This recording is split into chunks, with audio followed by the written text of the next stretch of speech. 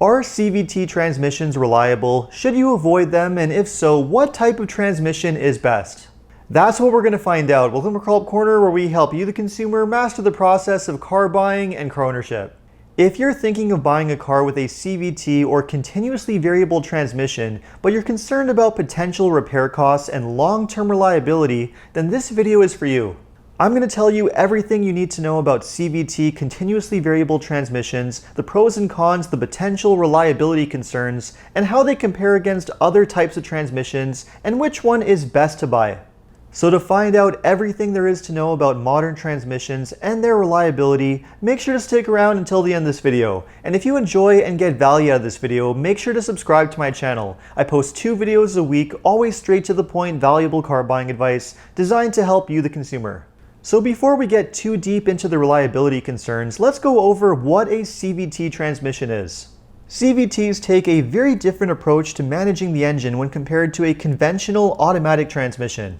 Instead of having gears like a regular 5 or 6 speed automatic transmission, most common CVTs have a metal belt or chain that runs in between 2 pulleys. These pulleys are designed to spread open or squeeze closed under hydraulic pressure, forcing the belt or chain to ride higher or lower in them. The benefit of this is that the car's computer can quickly and continuously adjust the pulleys to whatever ratio is required for peak efficiency, because it's not limited by having actual physical gears. When driving a car with a CVT, the transmission adjusts to the engine at its most efficient RPM through the entire acceleration process. Compared to a conventional automatic transmission where you can feel the gear changes as you're accelerating, there are no bumps or RPM increases felt by the driver with a CVT. Now, most car brands have refined and improved CVTs to the point where they perform quite seamlessly, so the average consumer is most likely not going to be able to tell the difference when compared to a regular automatic transmission. But the major benefit and the main reason why so many car brands are switching over to CVTs is because they do slightly improve the fuel economy of the car. So you get better fuel efficiency in a compact, lighter transmission with no obvious downsides for the average driver, which is why CVTs do make a lot of sense in a lot of normal cars. But with all that being said, there are some pretty obvious downsides to CVTs which have been noted over the past several years since they've been introduced to the market. One of the downsides of CVTs is that they can be noisier than a conventional automatic transmission. Because the CVT keeps the engine more or less at the same RPM as you're accelerating, the noise is a little bit more obvious when compared to a normal transmission, at least when you're accelerating really hard. They are also not very good for performance car applications, and a lot of owners compare about the slushy feeling that you get with a CVT when compared to a normal transmission that has actual gears. But none of these performance complaints can compare to the potential reliability and repair concerns that you could face with a CVT.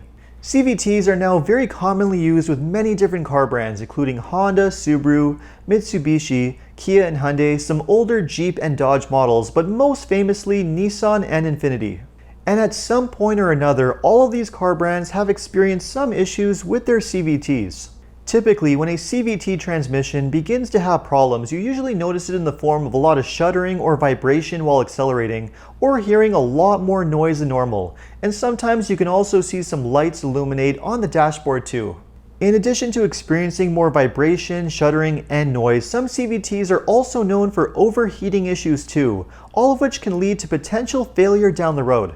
Now, of course, other types of automatic transmissions are known for having their own issues as well, but the major difference with the CVT has to do with the parts and repair costs. The reality is that unlike conventional automatic transmissions, parts are usually not available for CVTs, and even when parts are available, there just isn't a lot of repair knowledge out there, even among transmission specialists. The prospects of repairing or rebuilding a CVT transmission that's experiencing problems is very unlikely in most areas, because there just isn't a lot of parts or repair knowledge out there. And because CVT transmissions usually can't be repaired or rebuilt in the same way as a conventional automatic transmission can, they usually need to be replaced with a brand new remanufactured unit from the car manufacturer itself. And if you do have a failed CVT transmission that needs to be replaced, even on a simple economy car, you could be looking at spending upwards of $6,000 to $7,000 for a brand new remanufactured unit. This is the reality of a lot of CVTs, especially on older cars which have questionable maintenance history, which are basically ticking time bombs on the road. Now, of course, CVT reliability is not the same across the board. Some brands are worse than others, and the one that usually takes the award for being the worst is Nissan. Nissan was one of the first car brands to introduce CVTs to the market way back in 2003 with the Murano SUV. And since that time, they've spread the use of CVTs across most of their car lineup. Unfortunately though, the failure rate of Nissan CVTs is shockingly high, to the point where the company not only experiences non-stop complaints from owners, but they've also faced major class action lawsuits. The problems with Nissan CVTs got so bad to the point where the company had to introduce an extended warranty on the older cars. Many Nissan models with CVTs built up to 2010 have an extended warranty up to 10 years or 120,000 miles or 200,000 kilometers. And even some of the Nissan models with CVTs between 2010 all the way up to 2018 were also given a 2-year, 24,000 mile or 40,000 kilometer extended warranty on the CVT. Although it is great to see that Nissan did something about the problem, it still doesn't address the root cause of the issue, and it's still unknown whether the newest Nissan models have fully addressed the reliability concerns with the CVT. Nissan is not the only car brand that's experienced problems with CVTs either. There have been a lot of CVT complaints on a lot of the older Dodge and Jeep models, some of which did use a CVT. Other car brands including Hyundai and Kia, Mitsubishi, Honda, and even Subaru have all had their own complaints with CVT transmissions too. That's especially true of the earliest versions of these transmissions when they were first introduced on the cars. Fortunately, the issues with these transmissions do seem to have improved over time, and you don't hear nearly as many complaints with the newer versions of these transmissions. And some companies seem to have figured out the reliability of CVTs altogether. One good example of this is the Toyota Corolla, which has been using a CVT since 2014, which has been fairly reliable. Now, one very important distinction to make with CVTs is the difference between a conventional CVT and an eCVT, which is the type of transmission that you find on many hybrids. The eCVT, or electronically continuously variable transmission used on some hybrids, is completely different from the CVT that's used on gas cars. The eCVT that's used on many Toyota and Honda hybrids differs from other CVTs because it does not use a belt or chain connected to a pair of variable pulleys. Instead, an eCVT uses electric motors or generators to control the speed of planetary gear set components. This allows the system to continuously change the gear ratio, keeping the engine's RPM in the sweet spot. Not only do they not have belts or pulleys like a regular CVT, but the type of eCVT system that Toyota and Honda uses is not really a transmission at all. In any case, these are known to be extremely reliable systems, and reliability issues with eCVTs is extremely rare to the point of non-existent. It's almost impossible to even find parts for a Toyota or a Honda eCVT system because issues are almost unheard of. There's no question the eCVT hybrid systems that are found on the market are known to be some of the most reliable and longest lasting ones that you can buy.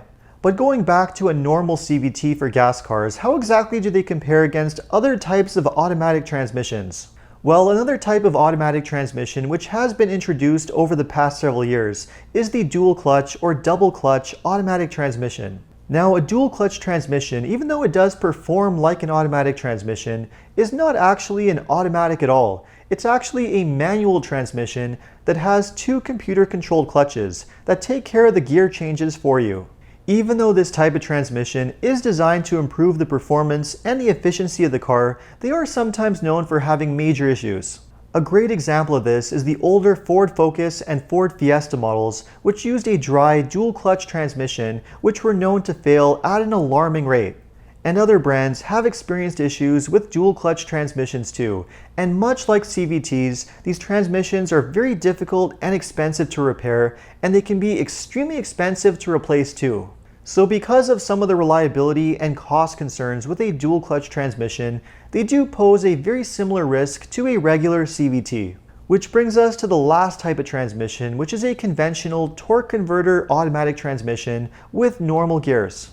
Now, even though CVTs are becoming more common, you can still find conventional automatic transmissions with some car brands. Mazda, for example, still uses a conventional 6-speed automatic transmission across most of their lineup. Toyota also still uses an 8-speed automatic transmission on most of their cars too. Now, while these types of transmissions are not always the most reliable too, a lot of the domestic car brands, for example, are known for having a lot of transmission issues, especially with the newer 9 and 10-speed automatic transmissions. They are generally known to be more reliable than a traditional CVT. They're also better when it comes to parts availability and repair costs too. Now, of course, following a proper maintenance schedule with fluid changes is always the best way to increase the long-term reliability of your transmission. But that being said, even if you maintain your transmission properly, you still could eventually experience issues and failure with your transmission because they just are inherently not designed properly. So if you are shopping for a used car with unknown maintenance history, or if you're planning on buying a brand new car and holding on to it for upwards of 10 to 15 years, it might be best to stay away from certain CVT transmissions, especially brands like Nissan, which have a history of having major issues. And if you do want to be on the safe side, the best thing to do is to buy a transmission that has a proven track record for long-term reliability. But the safest ones, of course, are the conventional automatic transmissions used in Mazdas and Toyotas. And finally, you just can't go wrong with the eCVT transmissions used on hybrids from Honda and Toyota, which are known to be extremely reliable too. And if you do purchase one of these cars and just keep up with proper maintenance, you should have a very happy ownership experience over the next 10 to 15 years.